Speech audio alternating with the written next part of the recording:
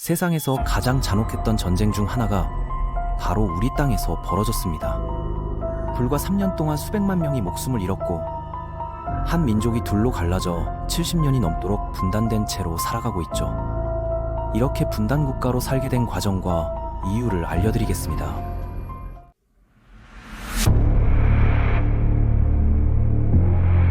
더 놀라운 것은 이 전쟁이 단순한 내전이 아니었다는 점입니다. 세계 최강국들이 모두 개입해서 핵전쟁 직전까지 갔던 무서운 대결이었거든요. 제2차 세계대전이 끝나고 겨우 5년밖에 지나지 않았는데 또다시 세계적인 무력 충돌이 시작됐습니다. 이번엔 동서진영 사이의 핵무기를 배경으로 한 냉전 긴장감이 극도로 높아진 상황이었죠. 한반도는 이런 국제적 대립의 첫 번째 대규모 격전장이 될 운명이었습니다. 일본이 제2차 세계대전에서 패배하면서 35년간 계속되었던 조선반도 통치가 마침내 종료됐습니다. 소련군은 8월에 한국 땅에 들어왔고 미군은 9월부터 일본 점령과 함께 한반도에도 관여하기 시작했습니다. 두 강대국은 북위 38도선을 경계로 조선을 나누고 남북에서 각각 점령 임무를 담당했습니다. 남쪽에서는 이승만 박사가 8월에 대한민국 수립을 공식 선포했습니다. 한 달 뒤인 9월에는 김일성이 북쪽 지역에 조선민주주의 인민공화국 건설을 발표했죠.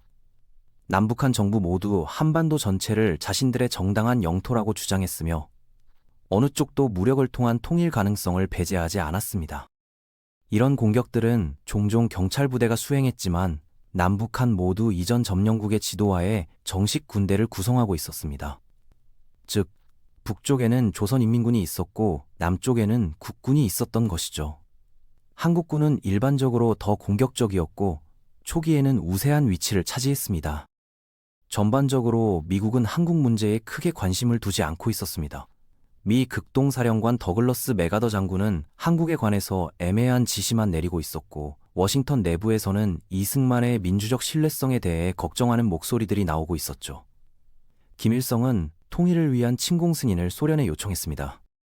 소련 대사 테렌티 스티코프는 김일성이 자신이 규율 있는 공산주의자이고 스탈린 동지의 지시가 자신에게는 법과 같기 때문에 스스로 공격을 시작할 수는 없다고 말했다고 기억합니다. 김일성은 지금 당장 스탈린 동지를 만날 수 없다면 마오쩌둥을 만나러 가겠다고 했죠.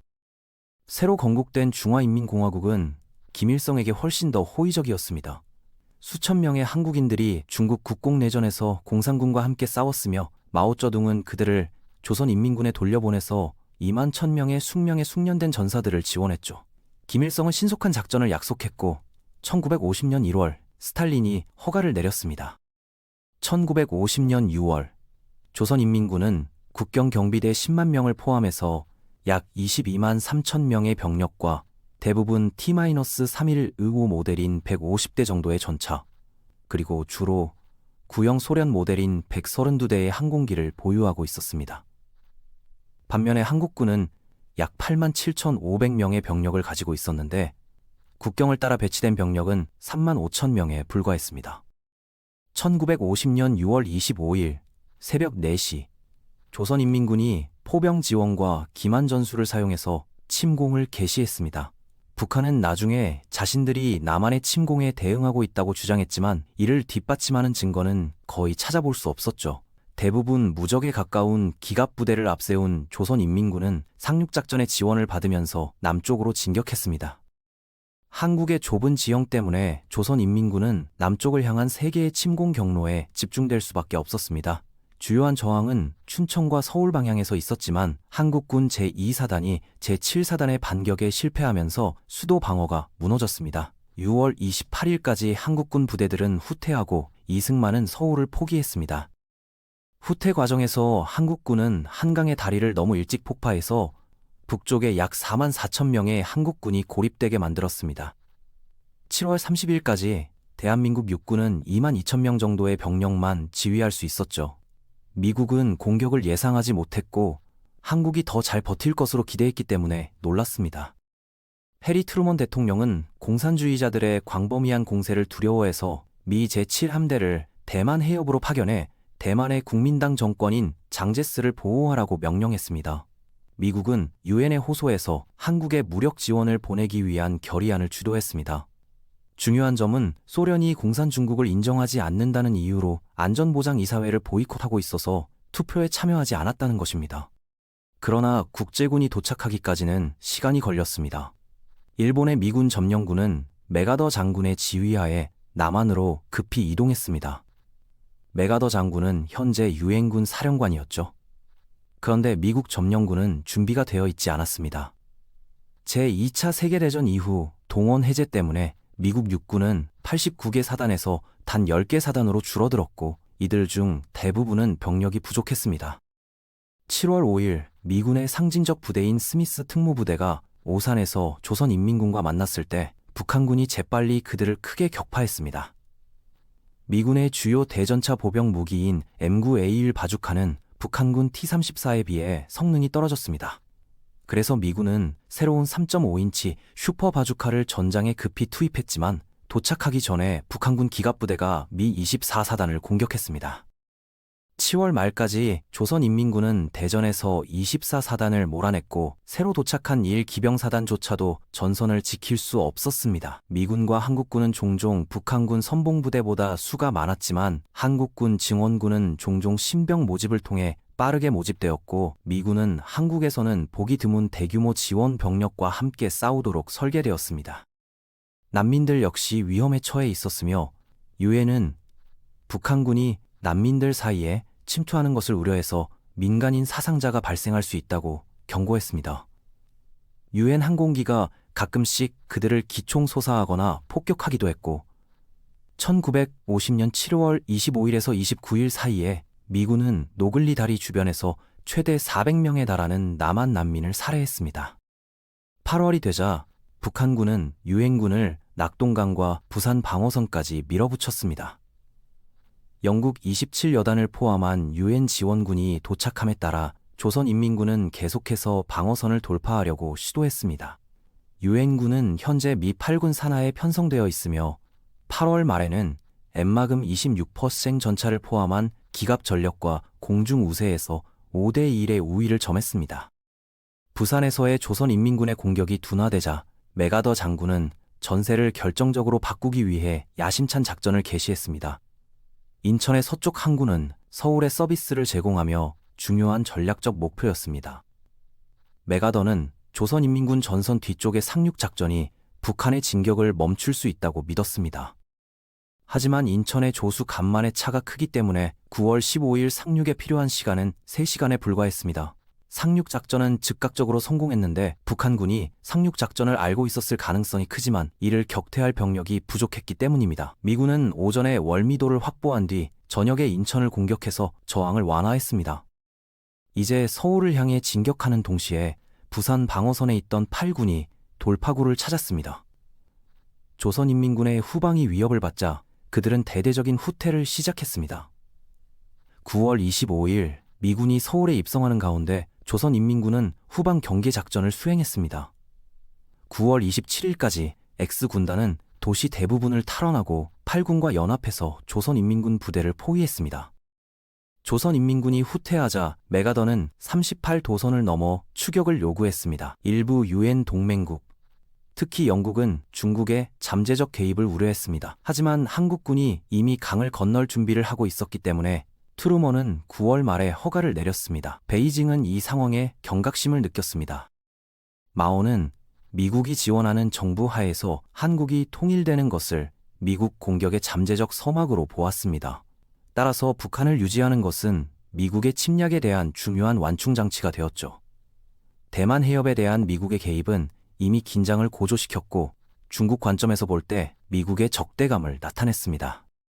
마오는 인도 외교관을 통해 미국의 압록강 근처에 한국군이 아닌 병력을 용납하지 않을 것이라고 경고했지만 미국은 그를 무시했습니다. 10월 초 한국군은 38도선을 넘었고 10월 9일에는 8군이 뒤따랐습니다. 그들의 목표는 북한의 수도 평양이었습니다. 10월 19일 제8군은 평양을 점령하고 대동강을 건넜습니다. 조선인민군은 후방 경비작전에 계속 저항했지만 결국 압록강 쪽으로 밀려났습니다. 10월 24일 메가더는 전방 부대가 북쪽으로 진격함에 따라 한국군이 아닌 병력에 대한 제한을 해제했습니다. 유엔은 이제 압록강, 중국 국경, 그리고 한국의 통일을 눈앞에 두고 있었습니다. 10월 25일 중국 인민의용군 부대가 압록강에 도달한 한국군 진격을 포위하기 위해 움직였습니다. 그리고 12월 1일과 3일 사이에 그들은 운산 주변의 제8기병연대와 제2한국 군단을 공격했습니다. 중국군은 박격포와 로켓을 사용해서 미군 부대를 분산시키고 고립된 집단으로 공격했습니다. 제1기병사단이 중국군과 처음 교전했을 때 전사자, 부상자, 포로가 각각 1481명씩 발생했습니다. 그러나 12월 6일 중국의 공격은 갑자기 끝났습니다. 메가더는 이제 중국의 공격이 심각한 개입 시도가 아니었다고 주장했습니다. 그는 새로운 진격을 계획하고 크리스마스 전에 승리할 것이라고 예측했죠. 12월 25일에 유엔군이 메가더의 마지막 공세를 개시했습니다. 그러나 바로 다음 날 펑더화이 장군이 이끄는 중국군 20만 명이 반격을 가했습니다. 중국은 유엔군 2개 부대가 분리되어 있다는 사실을 알고 있으며 최소한 이들을 북한에서 몰아내고 북한을 우호적인 완충 국가로 보존하려고 했습니다. 8군에 대한 개정 공격에서 중국군은 유엔군의 진지를 측면으로 공격하고 도로 봉쇄를 구축했습니다. 터키군이 구원을 시도하는 동안 한 공격으로 미 2사단이 거의 고립되었습니다. 하지만 제2사단은 중국 도로 봉쇄를 뚫고 제8군 방어선으로 돌진했는데 이는 나중에 죽음의 질주로 불렸습니다. 두 미군 부대는 종종 중국의 도로 봉쇄를 뚫고 하가루 기지로 후퇴를 시도했습니다. 그들은 네이팜탄을 포함한 공중 지원의 이점을 가지고 있었지만 영하의 환경에서는 어려움을 겪었습니다. 태스크포스 페이스의 2,500명 중 단 385명만이 전투 상태로 하가루에 도착했습니다. 한편 동쪽에서는 중국군이 장진 주변에 미군 진격로의 취약한 보급로를 공격하고 있었습니다. 12개 중국군 사단과 맞붙은 알몬드는 공세를 유지하려 했지만 중국군이 하가루의 중요한 기지로 향하던 미, 영국 왕립 해병대 구원부대를 매복 공격해서 심하게 손상시켰습니다. 사용 가능한 모든 항공기가 후퇴를 감시하고 추가 물자를 투하하는 가운데 유엔군은 도로를 따라 싸워나갔습니다. 푼칠린 고개의 다리가 폭파되자 유엔 비행기가 새로운 다리 구간을 낙하산 투하했습니다. 부대는 흙나무로 절뚝거리며 들어갔고 해상작전을 통해 12월 24일까지 유엔군 10만 5천 명, 차량 18,400대, 난민 9만 8천 명이 대피했습니다. 이 갑작스러운 반전은 메가더와 유엔군 전체에 큰 충격으로 다가왔습니다. 유엔군은 중국 보병의 대규모 공격에 물리적으로 압도당했다고 보고했지만 현실은 훨씬 더 복잡했습니다. 중국의 인해 전술은 전쟁 후반에 자주 발생했습니다. 수천 명의 중국군이 악마의 트럼펫 연주자 부대의 지휘를 받으며 유엔 진지를 향해 진격해왔습니다. 그러나 일부 역사가들은 전쟁 초기에는 중국군이 유엔군보다 수가 훨씬 많았던 적이 거의 없으며 그러한 자살적 전술은 과장된 것이라고 주장합니다. 그 대신 중국군은 적의 위치를 분산시키기 위해 다양한 전술을 사용했습니다. 그들은 주로 밤에 공격하며 의사소통을 위해 호루라기와 뿔피리를 불고 심리적인 충격을 주었습니다. 중국군은 제2차 세계대전 시대에 다양한 무기를 사용했는데 대부분은 일본과 국민당에서 노획한 모델이었지만 PPSH-41과 같은 소련에서 수입한 것도 있었습니다. 그들은 갑옷과 포병이 부족하기 때문에 박격포와 수류탄 공격을 광범위하게 활용했습니다. 게다가 중국군 중 상당수는 제2차 중일 전쟁과 국공 내전을 겪은 경험이 풍부한 참전 용사들이었습니다. 16세부터 군인이었던 23세의 리화는 우리는 미국인들의 전폭적인 지원을 받아 국민당을 물리쳤기 때문에 꽤 자신감이 있었다고 회상합니다. 우리는 이승만의 부대들에게도 똑같이 할 수 있을 거라고 기대했습니다. 우리는 크게 틀리지 않았습니다. 그들은 일본군에 비하면 별것 아니었습니다. 유엔 수도에서는 한국을 완전히 철수해야 하는지에 대한 논쟁이 격화되고 있었습니다. 메가더는 대만의 중국 국민당 군대가 유엔군에 합류할 것을 요청하고 원자 무기를 포함한 중국 도시에 대한 폭격 목록을 작성했습니다. 트루먼은 그의 요청을 거절했지만 국내외의 명예가 걸려 있었기 때문에 미국은 한국에 머물렀습니다. 한편 미군은 전면 방어가 포함되지 않고 차량에 크게 의존하는 엄직한 훈련에 집착하면서 사기가 급격히 떨어졌습니다. 그 결과 1950년 말에는 38도선 이북의 유엔군이 완전히 붕괴되었습니다. 겨울철 기후는 군인과 난민 모두에게 영향을 미쳤습니다. 한강이 얼어붙어 철수는 가능했지만 서울의 방어는 제한되었습니다. 12월 23일 워커 장군이 교통사고로 사망하고 제2차 세계대전 당시 미국 공수부대 사령관이었던 매튜 리즈웨이 장군이 그 뒤를 이어 사령관이 되었습니다.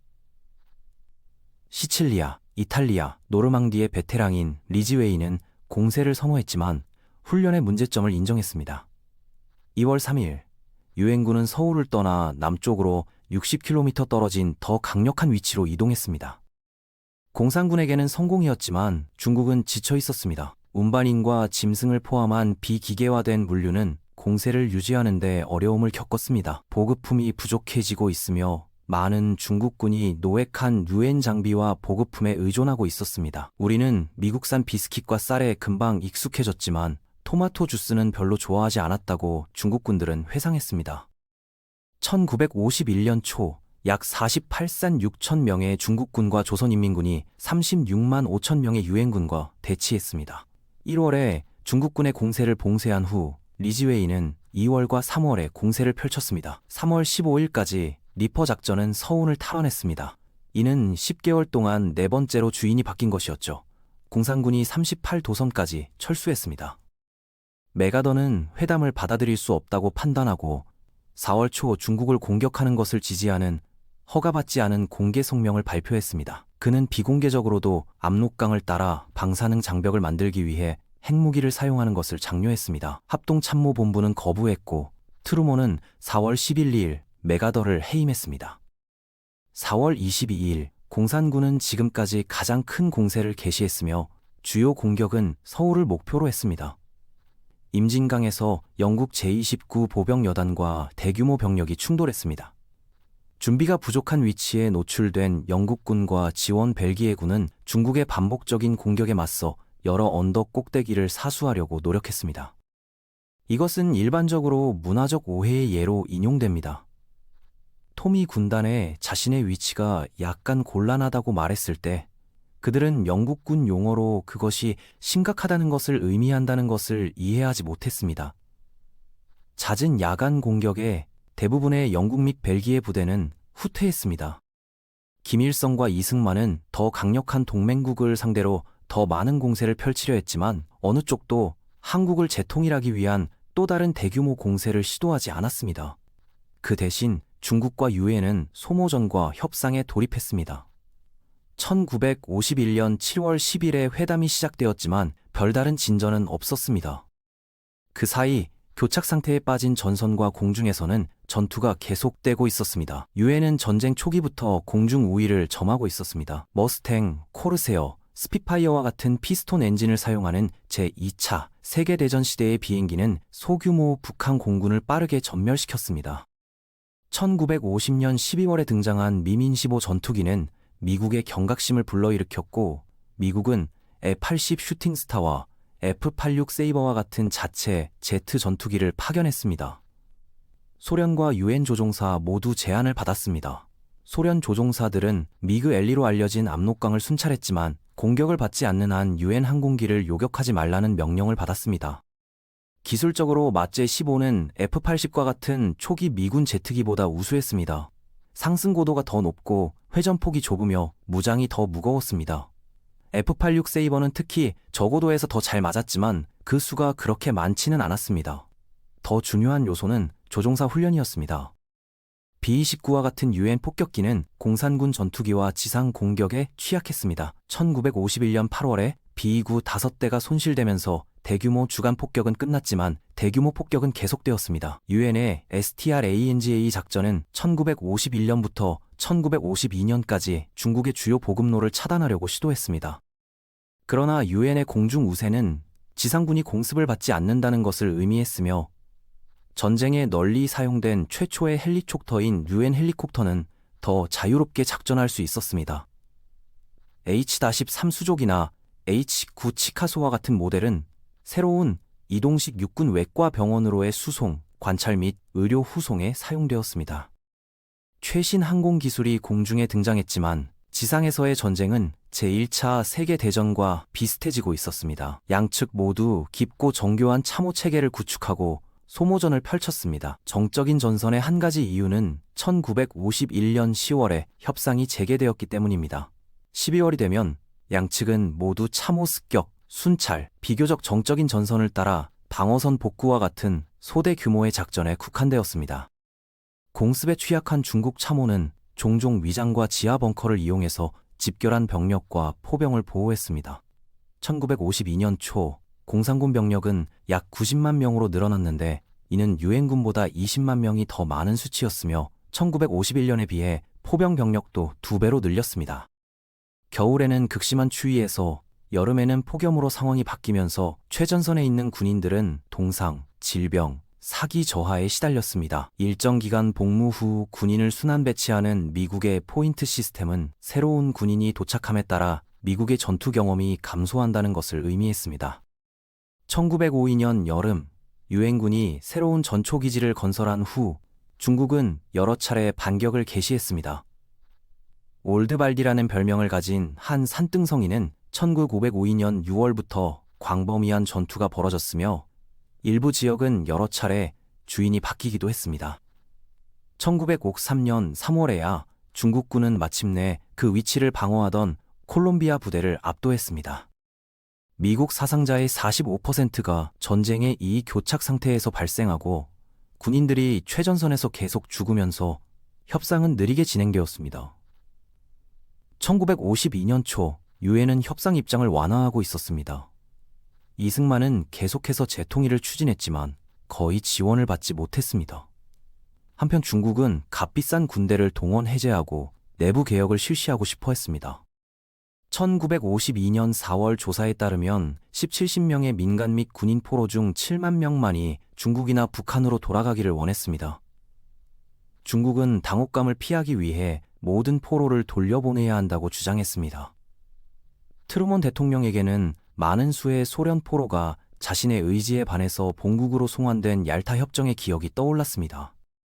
1953년에 지도부가 바뀌었습니다. 드와이트 D. 아이젠하워 대통령이 미국에서 대통령으로 선출되고 스탈린이 갑자기 사망하면서 서방과의 관계가 회복되었습니다. 아이젠하워는 한국에 대한 정책이 아닌 제2차 세계대전의 승자라는 명성을 내세워 선거운동을 했습니다. 그는 재래식 병력의 비용을 줄이고 싶어 했고 한국에 주둔한 한국군과 핵무기를 늘리는 것이 이를 위한 한 가지 방법이었습니다.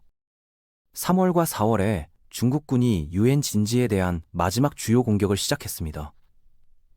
그들은 일부 한국군을 밀어냈지만 유엔군은 확고히 버텼습니다. 전투가 증가함에 따라 포크차필에서 유엔은 중요한 댐과 발전소를 포함한 북한의 기반 시설을 폭격했습니다. 6월과 7월에 전투가 진정될 무렵 협상가들은 거래에 가까워지고 있었습니다. 영국 본부는 글로스터셔 사령관 제임스 카네 중령에게 돌파할지 항복할지 결정하게 했습니다. 영국의 센츄리언 전차가 철수를 엄호하기 위해 도착하자 공격해오는 중국군과 후퇴하는 영국군이 그 위로 올라탔습니다. 4월 25일까지 글로스터셔 연대를 제외한 모든 유엔군이 철수했습니다. 1953년 7월 27일 4대 주요 교전국 중 3개국이 어느 한쪽이 승자처럼 보이지 않도록 고안된 의식에서 평화조약에 서명했습니다. 한국의 이승만은 미국의 압력 하에서만 이를 허용하고 휴전협정에 서명하기를 거부해서 기술적으로 남북 간의 전쟁 상태가 남아있음을 의미했습니다. 휴전이 시작될 때 오후 10시 양측 군인들이 무인지대로 몰려들었습니다. 이 합의는 전선을 따라 남북의 경계를 공식화하고 모든 무기와 병력을 철수해야 하는 폭 4km의 비무장지대를 포함했습니다. 중국은 모든 포로가 중립위원회의 처리를 거친 후 어디로 가고 싶은지 결정하도록 허용했습니다. 군사적 손실에 관해서는 한국은 약 61.33명의 사상자를 냈고 그중 13만 8천 명이 사망했습니다. 미군은 약 3만 7천 명이 사망했는데 이는 한국인이 아닌 유엔군 사망자의 약 90%였습니다. 영연방군 2,000명과 다른 유엔 동맹군에서 온 군인 2,000명도 사망했습니다. 중국과 북한의 사상자는 50만 명에 가까웠습니다. 이렇게 많은 사상자가 발생했기 때문에 일부 사람들은 한국 전쟁의 불확실한 종식을 받아들이기 어려워했습니다. 갈등 이후 양측 모두 승자라고 주장했지만 실제로 한국 전쟁에서 승리한 사람이 있었을까요? 한 가지 주장은 남한과 유엔군이 북부의 침략을 격퇴하고 공산주의 독재 정권 하에 통일을 막음으로써 승리했다는 것입니다. 결국 한국 전쟁의 결과는 결론이 나지 않았습니다. 수백만 명이 사망한 것을 감안할 때 모든 당사자가 어떤 종류의 승리를 주장하려는 것은 이해할 수 있지만 이러한 논쟁은 여전히 대부분 학문적입니다. 덜 논쟁적인 것은 한국 전쟁의 영향이 20세기를 거쳐 오늘날까지 이어지고 있다는 점입니다. 한국 전쟁의 지속적인 유산 중 하나는 미국의 전술 핵무기 시험과 맥아더 장군의 중국에 대한 핵무기 사용 아이디어였는데 이는 결국 무산되었습니다. 그러나 이는 초강대국 간의 새로운 냉전이 향하는 방향을 보여주었고 무한한 핵에너지의 잠재력은 군사적 적용에만 국한되지 않았습니다.